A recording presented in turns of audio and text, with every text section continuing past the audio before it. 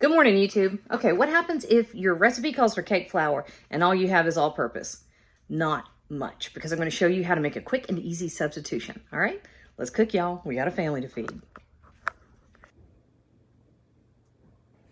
All right, I'm going to show you how to do a trick. Okay, we are making a pound cake, and we're actually don't have cake flour, and this particular recipe calls for cake flour. This is 3 cups of all-purpose flour, and I'm going to remove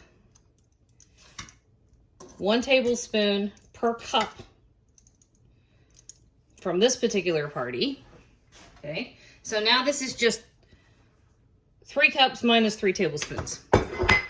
And I'm going to add 3 tablespoons of cornstarch. And I'm going to whisk that together, because that's cake flour. That's literally all you have to do. Okay, now this